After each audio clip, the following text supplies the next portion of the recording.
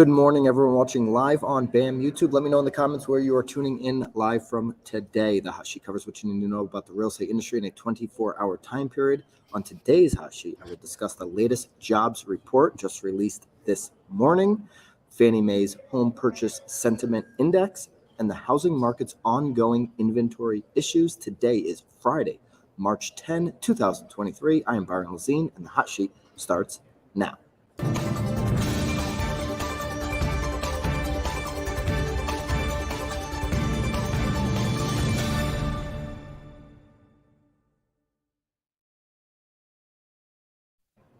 The Hot Sheet Roadshow of the last 8 weeks continues to move. Yesterday in Scottsdale, today in Tucson, getting ready for the broke agent's wedding.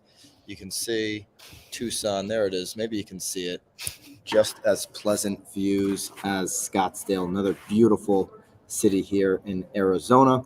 Happy to be here and happy to be bringing this Hot Sheet to you, 7:30 local time, every single Monday through Friday. We start the show 9:30 a.m. Eastern time. Okay, I've got Bobby, the video lead producer here. As I don't have my normal setup, Bobby is going to make sure this thing doesn't fall apart. Okay, we're going to make sure that we get all the slides, and Bobby's going to help assist there. Let's jump into the jobs report that was just released this morning. Consider, please, too, while we jump into the show here, hitting the thumbs up and sharing this with one person who would like a 24-hour look back on everything to do with housing. Okay, so payrolls. We know that in order to fight inflation, Jerome Powell and the Fed are going to continue to raise this interest rate, which is going to, common sense would say make it harder on job pressure. But jobs have been bucking the trend every single month. The economy, as it relates to jobs, has been very strong and vibrant, and a lot of people are, putting out job postings. A lot of companies, rather, are putting out job postings. So what happened in February? Let's take a look. Payrolls rose 311,000 in February, more than expected, showing solid growth. Non-farm payrolls rising the 311,000 above the 225,000 estimate. So remember in January, and this was the early February, rather, when the January report came out, this is the first indicator that, wow, this economy is a lot stronger, and the Fed's going to have a harder job to bring this inflation number down. When the expected jobs number was 200,000, and then it jumped up, and it was actually came in over 500,000. So the 300,000 right now, less than the 500,000, but still well above expectations, which were closer to 100,000 apart. We're talking 85,000 apart on expectations and where we came in. Unemployment did increase. Okay, so unemployment 3.4% the month prior, which we know is a 50-year all-time low, went to 3.6%, which is above expectations. Nobody's rooting for anybody to lose their jobs, but we know that if we do have some level of unemployment, it's going to make the Fed's job a little bit easier, which means eventually they may loosen up on these rate increases. So at 3.6% there, which is above expectations. There's a belief, and if you missed the last couple of Hot Sheet days, definitely go back and check those out, because we covered day 1 and day 2 of what Jerome Powell said to the Senate committee and to the House committee. And there's some economists and some belief out there floating around this week that we may have to get up over 7% unemployment rate to actually get inflation down to 2%, which is the Fed's target, which Jerome Powell has said they are not moving off of. Nobody wants to see 7% unemployment. Average hourly earnings increased 4.6% from a year ago, which is it's actually a positive sign for inflation, because that number is going down overall right now in comparison to where it was. Here's the chart year over year, percent change in average hourly earnings. So 4.6%, you can see in comparison to what we were experiencing end of 20 and 21 and beginning of 21, we're down a tick overall. So 4.6% year over year on the percent change in hourly earnings. If people are making more money, then it kind of, this is one of the arguments on in the House committee, like, hey, if people are making more money, and we can actually outpace inflation. Powell kind of disagrees with that, but so be it. He's not concerned, Jerome Powell, with how much money people are making. He's concerned with goods being priced at a certain number and not exceeding that 2% inflation. Right. So unemployment. Or the participation rate of employment rather was 62.5%, which is its highest level since March 2020. So more people are employed, despite unemployment going up to 3.6%. There was also a little bit of decent news on inflation, because that 4.6% that we just referenced was below the estimate of 4.8%. Okay, so that's where the good news comes in there, that the money going into the system's not potentially going to get out of control based on the jobs. Okay, so there's your jobs report. Again, pretty hot, well over expectations. So it's going to be another data point that in a week, 2 weeks, I guess March 23rd, I think it is, when the FOMC meets, when Jerome Powell decides what he's going to, in the committee, what they're going to do for the federal interest rate, then they're going to take this into consideration along with all of these other hot reports. Okay, so not great for getting some resistance on the interest rate. But let's just go through. Did we have one more slide in here? The monthly job creation. That'll be down below for the, I think it was the first one. There it is. Yep. There's your monthly job creation. So much less than January, but still well above, anything from August through the end of the year.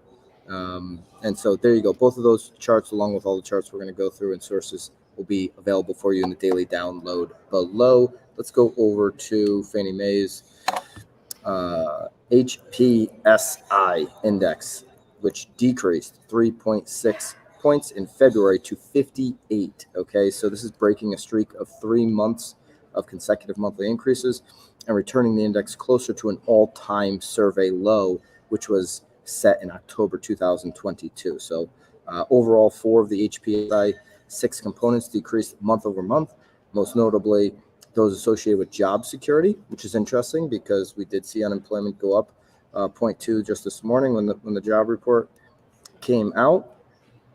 So job security, and also home selling conditions. So people who do want to sell their home, that took this survey aren't feeling really good. We're at a near all-time low on their sentiment.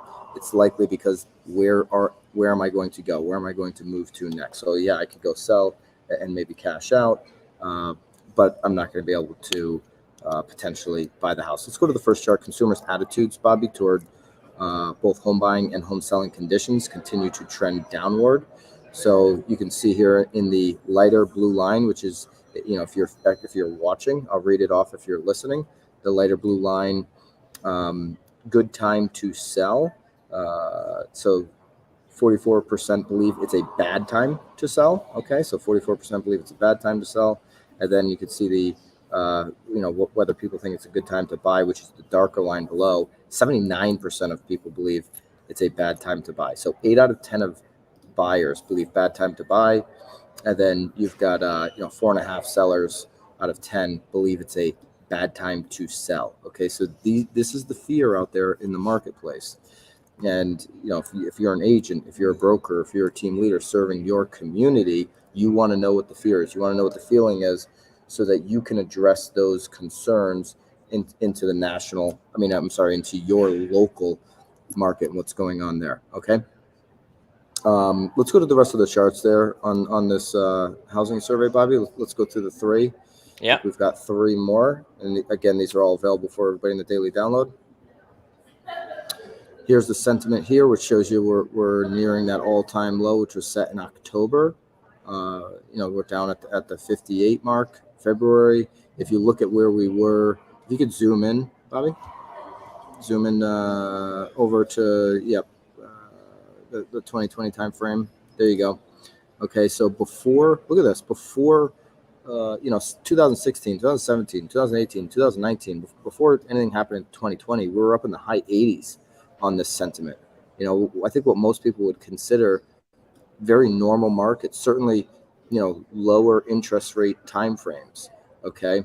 And then we had that the moment there in COVID, but it came right back up to 76, 75. Now we're all the way down to 58. So that's a sentiment out there of the folks who are, regular people, buyers, sellers in the market. Okay, let's go to the next one here. This is the components: buying conditions, selling conditions, home price outlook, mortgage rate outlook, job loss concern, and change in household income.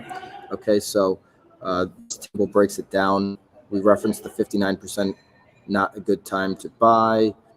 I'm sorry, bad time to buy would be 79%. Bad time to sell would be 44%. And you can see that the mortgage rate outlook not good, job loss concern, more people are concerned than last month, and that's why we saw the HPSI tick down. Okay, let's go to the final chart on this one. And here's the additional National Housing Survey key indicators. So people who said that they would buy, okay, so the share of consumers who said they would buy a home if they're going to move decreased by 2 percentage points to 69%, so that went down. The share who said they would rent increased 2 percentage points. So that's where you know, two people that said, okay, well, I'm not going to buy it. 2% went down and said, okay, I would rent. That makes sense to me. Bobby, does that make sense to you? If Makes perfect sense. If you're not going to buy, I think you're going to rent. People are definitely going to need shelter. So there you go. That's what's going on. You've got 69% of people, if they were to move, would buy a home. Okay, so if somebody's moving, still 7 out of 10 basically want to buy a home.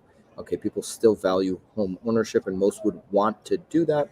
Now it's getting into a situation of, okay, how long are you going to be here? What's the value in this market? What marketplace are you in? What price range are you in? And what can we do to put you in the best position to succeed? Okay, that's the type of advice I'll be talking about. Realtor.com just reported that the housing market is 6.5 million units short. This is what we know. People that have been following the hot sheet know this is the biggest problem in real estate. Yep. Not all the other crap everybody talks about. This is the one single issue that, if solved, would solve a lot of the problems with affordability and people that are in these low interest rates, deciding whether it makes sense to move. So it's no secret the housing market suffered from an ongoing inventory drought over the years. Existing housing inventory fell by 11,000 just last week. We talked about that at the beginning of the week here, according to Altos Research.